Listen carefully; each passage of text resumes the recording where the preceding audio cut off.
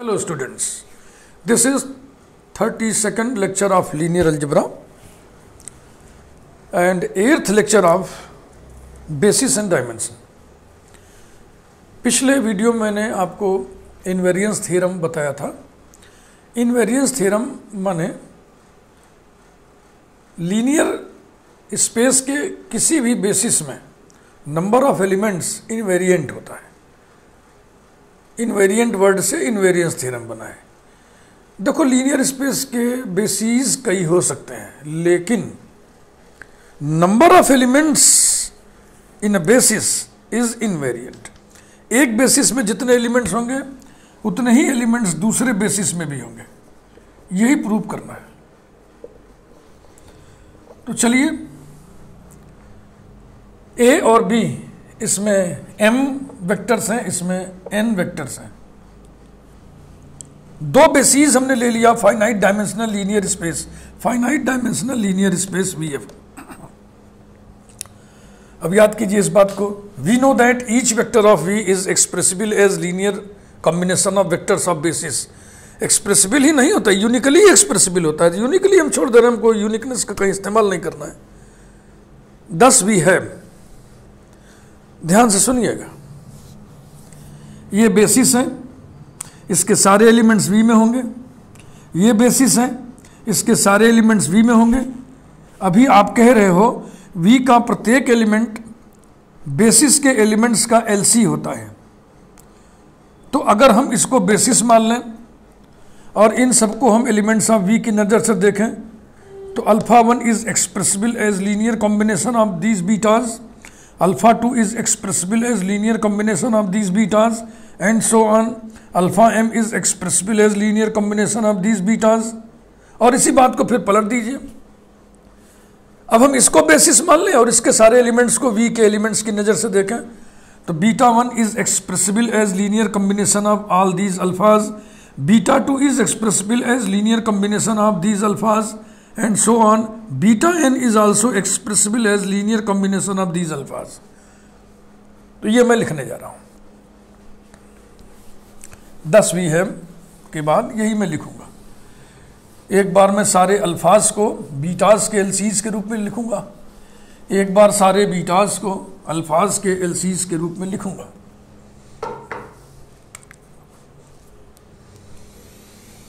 Alpha 1 equal to A11 beta 1 plus A12 beta 2 plus so on, plus betas की संख्या n है, तो ये जाएगा A1n बीटा n।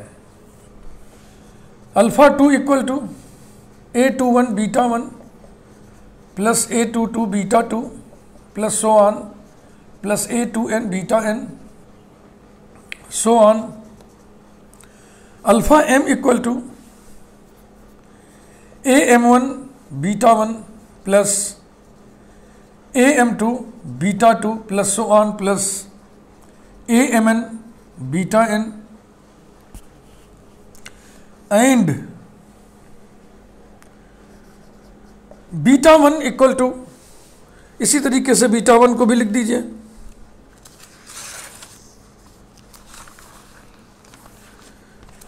या तो एक काम करें, इससे पहले मैट्रिक्स फॉर्म में लिख दें, तब बीटास की बारी आने दें। That is matrix, column matrix alpha 1 alpha 2 so on alpha m equals to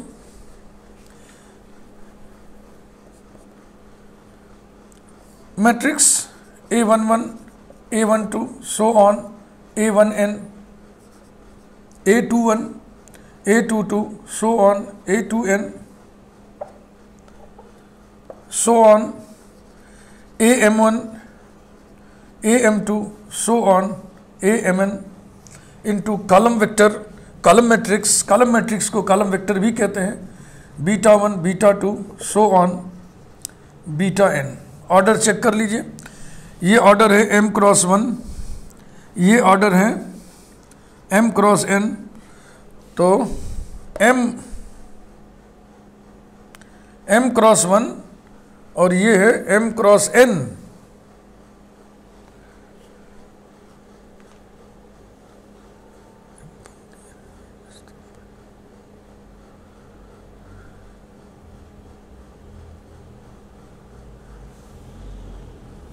number of रोज कितने हैं m, और ये कॉलम, ठीक है। यहाँ लिखो पहले, ये क्या है n क्रॉस 1, तो दिस इंटू दिस जब करोगे तो ये n और n सिमिलर है, इधर वाला जो प्रोडक्ट आएगा वो किस ऑर्डर का आएगा, m cross 1, it is this, that is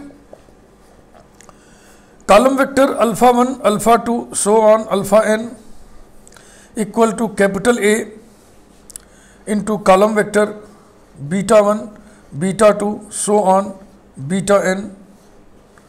इसकी नंबरिंग कर दें, आप पहले लिख लें, where A equal to short में matrix A I J order m cross n।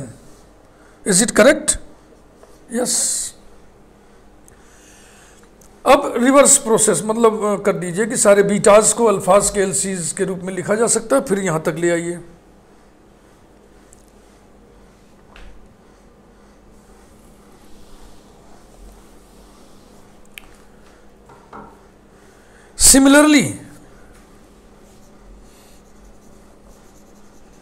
Similarly beta 1 equal to B11 alpha 1 plus B12 alpha 2 plus so on plus B1m alpha m, ना अल्फाओं की संख्या m है।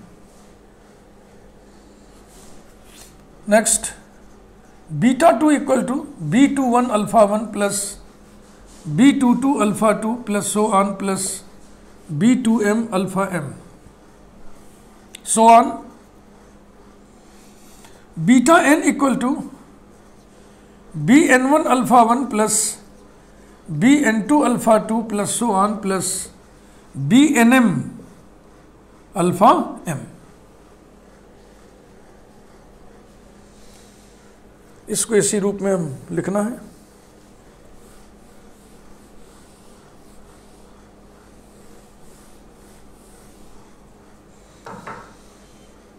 This implies that column matrix beta 1 beta 2 so on beta n equals to matrix B11 B12 so on B1n B1m B21 B22 so on B2m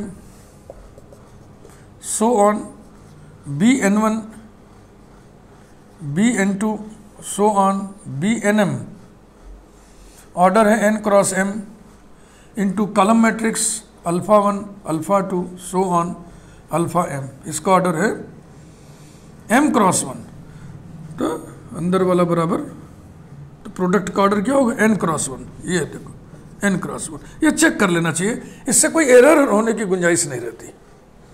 that is column matrix beta 1 beta 2 so on beta n equal to matrix, इसको capital B लिख दो, capital B into column matrix alpha 1 alpha 2 so on alpha m, where capital B equal to matrix Bij order n cross m, ये हो गया number 2।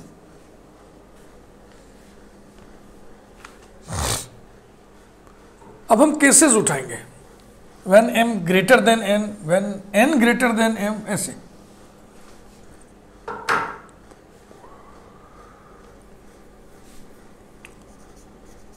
when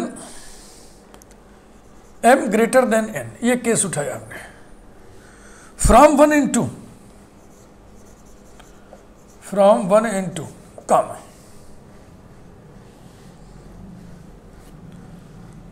column matrix ये लिख देते हैं, ये लिख देते हैं, alpha 1 alpha 2 so on alpha m equals to क्या आया था, a into column matrix beta 1 beta 2 beta n, लिखिए मतलब देखिए समझ लीजिए, पहले ये नंबर 1 था, इस नंबर 1 में इस वैल्यू को रख दिया जाए यहाँ पे, और इसकी वैल्यू कितनी है, ये है b इंटू दिस,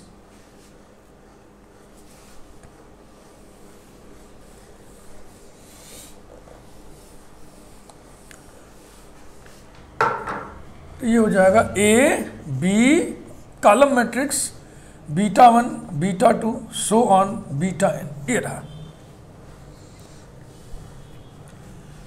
इधर ले आइए, इधर आके कुछ स्थिति ऐसी बन जाएगी, A B minus capital I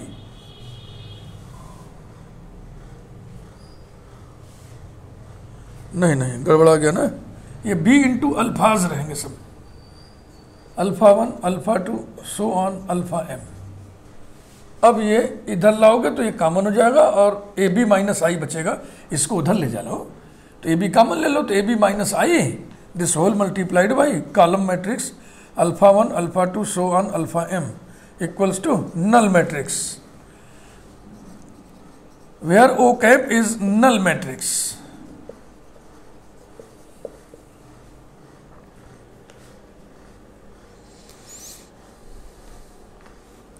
implies that, इसको हम कैपिटल सी लिख दे रहे हैं, capital C into column matrix alpha 1 alpha 2 so on alpha M equal to O cap where capital C equal to A B minus I और equal to इसको हम मान ले रहे हैं मैट्रिक्स सी आई जे से। सी आई जे का ऑर्डर क्या होगा, एम क्रॉस एम, ये हो गया M cross M.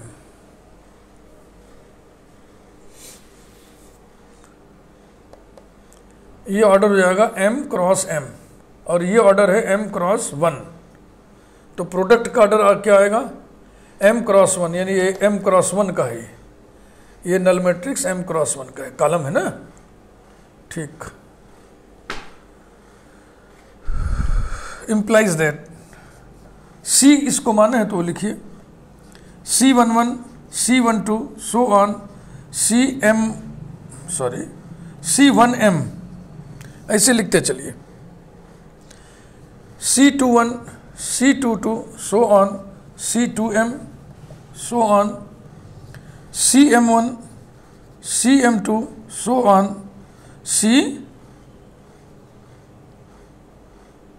MM।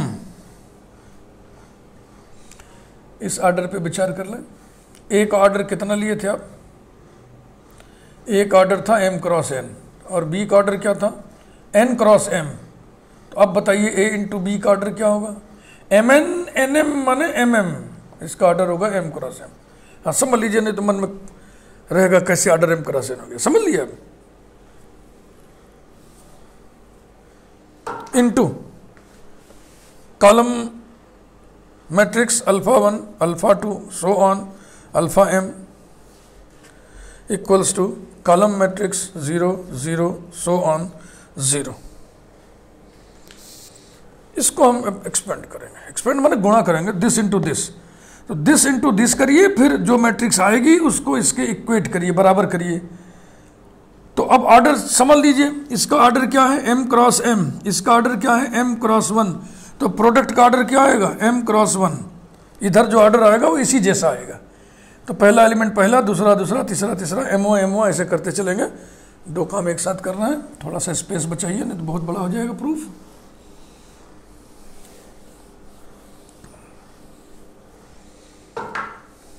implies that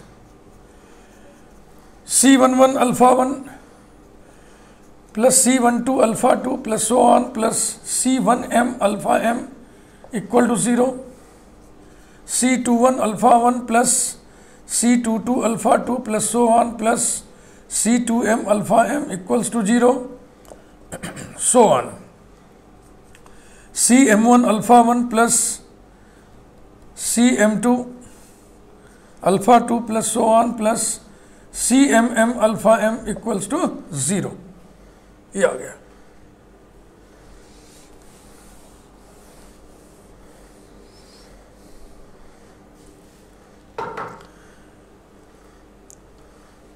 this is homogeneous system.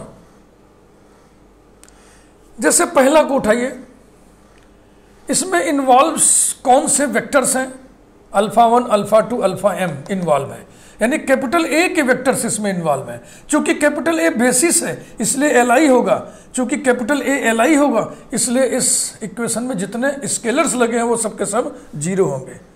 Similar logic is for this equation and for this equation, माने कि जितने भी स्केलर्स इसमें लगे हैं सब 0 होंगे। This implies that Cij equal to 0, I equal to 1, 2, so on, m, semicolon, J equal to, J का वेरिएशन भी m क्रॉस m है ना, तो 1, 2, so on, m। ये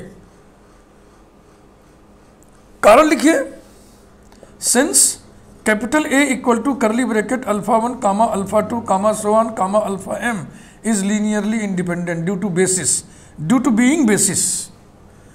सारे के सारे सी आई जे 0 हो गए। इसका मतलब जो matrix C I J M cross M बनेगी वो नल मैट्रिक्स होगी, that is capital C equal to null matrix. Capital C किसकी जगह पे आप लिखे थे? ए बी माइनस आई की जगह पे, A B minus I equal to null matrix, and this implies that A B equal to I. इसे नंबरिंग कर लें आप, 3, 2 तक नंबरिंग डाल चुके हैं हम लोग, इसको 3 कर लें।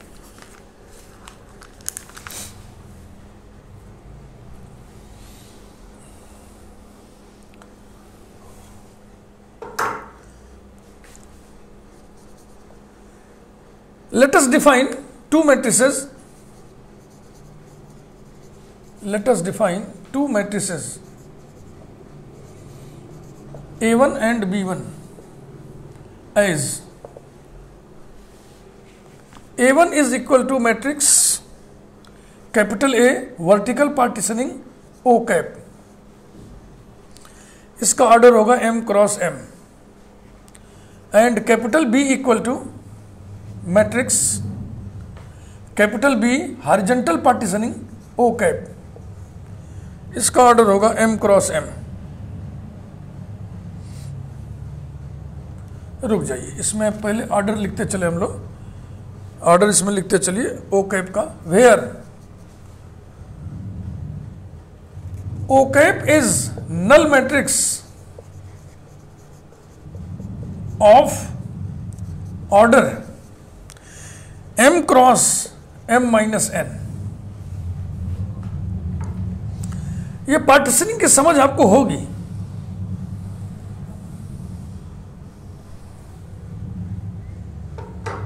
नॉर्मल फॉर्म, जिसको कैनोनिकल फॉर्म्स भी बोलते हैं, आप जानते हैं रैंक पढ़ते समय मैट्रिसेस में, तो वहां पार्टीशनिंग करते हो ना। जैसे देखो 1 0 0 1 0 0 0 0 0 0 0, ये इसकी पार्टीशनिंग कैसे कर देते थे हम लोग? ऐसे। अब फिर इसको कैसे लिखते हैं हम लोग? ये I2 है इस कॉर्नर पे, इस कॉर्नर पे ओ कैप है, ये भी नल मैट्रिक्स है, ये भी नल मैट्रिक्स है, लेकिन ये नल मैट्रिक्स 2/2 ऑर्डर का है, ये नल मैट्रिक्स 1 क्रॉस 2 ऑर्डर का है, ये नल मैट्रिक्स 1 क्रॉस 2 ऑर्डर का है। अगर सिर्फ इतना ही रहता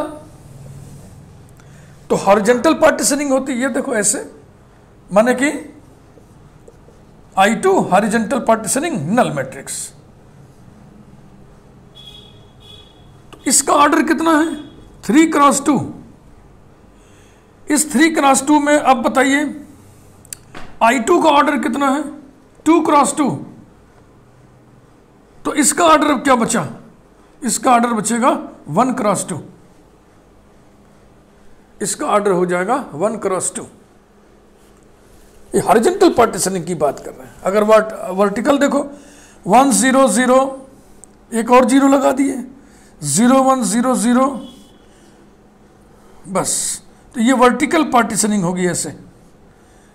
एक और हटा दे रहे हैं इसको समझने के लिए, नहीं तो 2 क्रॉस 2 का हो जाएगा। तो इसको क्या लिखते हो आप? मैट्रिक्स, इधर हो गया I2, ये वर्टिकल पार्टीशनिंग, इधर हो गया नल मैट्रिक्स। इसका ऑर्डर कितना है? 2 क्रॉस 3। अब इसमें इतने हिस्से का ऑर्डर कितना है? 2 क्रॉस 2। अब देखो यही है, इसके नीचे कुछ नहीं है। तो जब इसको लिखोगे तो उसमें 2 रोज और 2 कॉलम्स हो गए, 2 रोज और 2 कॉलम्स हो गए। इसके बगल में एक नल मैट्रिक्स लिखना है, तो रोज तो बढ़ेगा नहीं, रोज तो बढ़ेगा नहीं, कॉलम ही तो, इधर कॉलम ही तो बढ़ा रहे हो, तो रोज तो उतना ही होगा जितना इसमें है, 2 क्रॉस, और अब कॉलम कुल कितने थे? 3, 2 कॉलम इसने 6 लिए, तो यहां पर हो जाएगा ऐसा। यानी कि ये हो गया 2 cross 3 minus 3 minus 2, 2 cross 3 minus 2, m cross m minus n, ऐसा।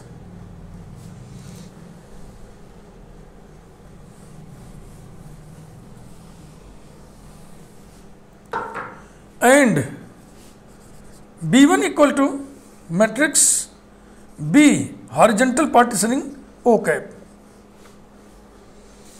Order m cross m, where O cap is null matrix of order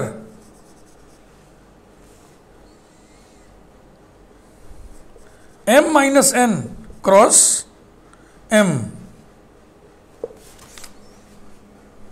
Let us define ये, then प्रोडक्ट निकालना है इनके हम, a1 into b1 is equal to matrix A vertical partitioning O cap into B horizontal partitioning O cap, this is equal to, ये जब आप गुणा करिएगा तो क्या आएगा, ये आएगा AB। देखो ऐसे गुणा करते हैं, इसका गुणा इसमें कर दो बस, तो A इंटू बी हो जाएगा और दिस इंटू दिस हो जाएगा। पार्टीशनिंग का आपको थोड़ा आइडिया क्लियर होना चाहिए, पार्टीशनिंग, तो ये हो गया AB। This implies that determinant A1 B1 equals to determinant AB, AB बराबर I आप प्रूव कराएं कहीं, नंबर 3 पे देखिए क्या लिखा था, AB इक्वल टू I, तो ये हो गया इक्वल टू डिटर्मिनेंट I, और यहाँ लिख दीजिए बाई 3, ये रहा। Implies that determinant A1 B1 बराबर होगा determinant A1 into determinant B1, और I का डिटर्मिनेंट कितना होता है, I का डिटर्मिनेंट कितना होता है 1, फिर लॉजिक में लिख दे रहा हूँ since determinant I is equal to 1। इस मैट्रिक्स की डिटर्मिनेंट वैल्यू कैसे निकालोगे, इस मैट्रिक्स वाले साइन को हटा करके सीधा सीधा डिटर्मिनेंट वाला साइन लगाओगे और उसकी वैल्यू कैलकुलेट करोगे, तो ये डिटर्मिनेंट ऐसा डिटर्मिनेंट बनेगा जिसका पूरा का पूरा कॉलम ही जीरो, चाहिए एक कॉलम चाहे दो कॉलम चाहे जितने भी कॉलम है, तो किसी डिटर्मिनेंट के कोई भी कॉलम पूरा का पूरा जीरो तो उसकी वैल्यू जीरो होती है। वही हाल यहाँ भी है, इसकी डिटर्मिनेंट वैल्यू निकालने के लिए मैट्रिक्स का साइन हटा करके डिटर्मिनेंट का साइन लगाएंगे, तो इस डिटर्मिनेंट में ऐसी रोज दिख रही हैं जो पूरी की पूरी जीरो हो, इसलिए इसकी वैल्यू जीरो होगी। तो लिखिए implies that 0 into 0 equal to 1, this implies that 0 equal to 1, है ना, नॉनसेंस आ गया ये, अर्थहीन। इसका मतलब जो आप माने हो गलत माने हो, आप क्या माने हो m ग्रेटर देन n, तो गलत, उसको न करिए, आप निगेट करिए।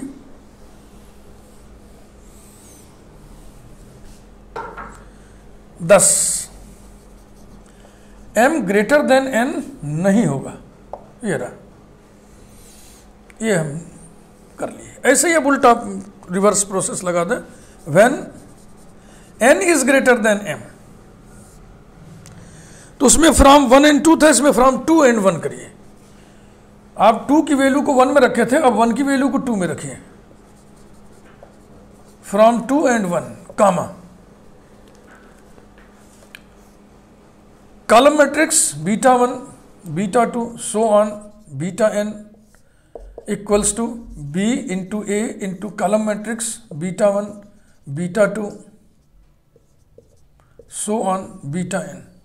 इसको भी इधर ले आइए, तो उधर जाके हो जाएगा B A minus capital I identity matrix into column matrix beta 1 beta 2 so on beta n equals to null matrix.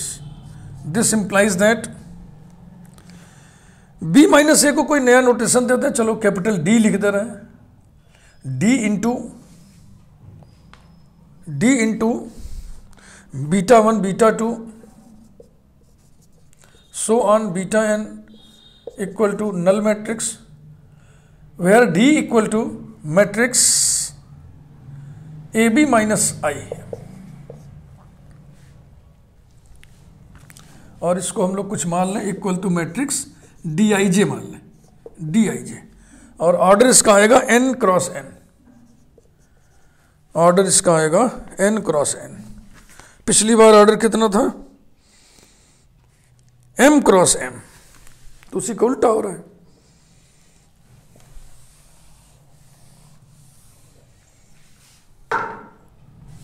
This implies that, अब d की जगह ही जो माने हो इसको रख दो, d11, d12 so on d1n, d21, d22 so on d2n, so on dn1, dn2 so on dnn। वही बस केवल आपको ऑर्डर को लेकर सजग रहना है। Into column matrix beta 1, beta 2 so on beta n, ये n क्रॉस 1 है, is equal to null matrix हमको लिखना है 0 0 सो ऑन 0, ये भी n क्रॉस 1 होगा। अब वही मल्टीप्लाई करके आप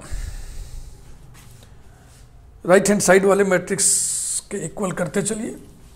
दो मैट्रिसेस तभी बराबर होती हैं जब उनके ऑर्डर सेम हो और करस्पॉन्डिंग एलिमेंट्स इक्वल हो। implies that d11 beta 1 plus d12 beta 2 plus so on plus d1n beta n equals to 0, d21 beta 1 plus d22 beta 2 plus so on plus d2n beta n equals to 0 and so on, dn1 beta 1 plus dn2 beta 2 plus so on plus dnn beta n equals to 0। तर्क वही सब है। जैसे पहला equation ले लो, इस equation में जितने एलिमेंट्स लगे हैं वो सब के सब कैपिटल बी के हैं। कैपिटल बी बेसिस होने के नाते एलआई है, इसलिए इस इक्वेशन में जितने भी स्केलर्स हैं वो सब के सब जीरो होने चाहिए।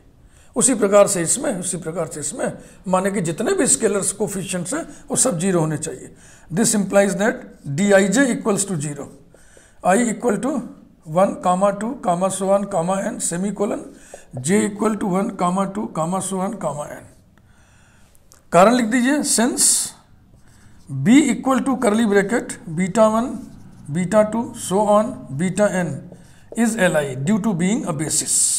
ऐसा सारे डी आई जे जीरो, इसका मतलब कैपिटल डी जो है नल मैट्रिक्स हो गया। कैपिटल डी आप किसको माने थे? कैपिटल डी आप माने थे बी ए माइनस आई को, B A minus I equal to null matrix. Implies that B A equal to I, 1 2 3, इसको 4 कर लीजिए।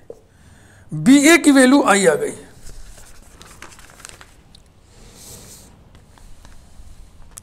लेट अस डिफाइन, फिर उसे डिफाइन करेंगे दो मैट्रिक्स। पिछली बार A1 B1 लिए थे, अब A2 B2 लेंगे। यही जो लेटेस्ट डिफाइन है ना, यही थोड़ा ध्यान रखना, बाकी तो मैं देख रहा हूं बहुत इजी है।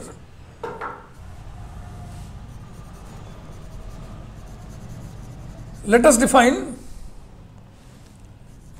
A2 equal to matrix capital A horizontal partitioning O cap and B2 equal to capital B vertical partitioning O cap. Then A2 into B2, B2 into A2 define होगा ये, B2 into A2 equals to B O cap into A O cap. वही row column multiplication होता है ना, this into this तो होएगा नहीं, column row multiplication होता ही नहीं, इसलिए बी दिस इंटू दिस निकाला गया है। तो ये बराबर कितना आ जाएगा? ये आ जाएगा B into A. Determinant value निकालिए, implies that determinant B to A to equals to determinant B A. B A को आप आई प्रूव कर रहे हैं तो हो गया डिटर्मिनेंट आई, यहां लिख दीजिए फ्रॉम 4 या बाई 4। आई आइडेंटिटी मैट्रिक्स है, उसकी डिटर्मिनेंट वैल्यू 1 होती है।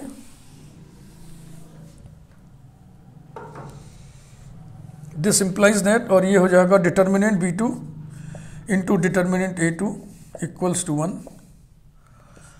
B2 का डिटर्मिनेंट 0 होगा, A2 का डिटर्मिनेंट वैल्यू 0 होगा। 0 into 0 equals to 1, implies that 0 equal to 1, nonsense. इसका मतलब n greater than m नहीं होगा, बस हो गया. Finally, we conclude that m not greater than n and n not greater than m. Therefore, अगर m n से बड़ा नहीं होगा तो m less than or equal to n होगा, अगर n m से बड़ा नहीं होगा तो n less than or equal to m होगा, and this implies that m equal to n.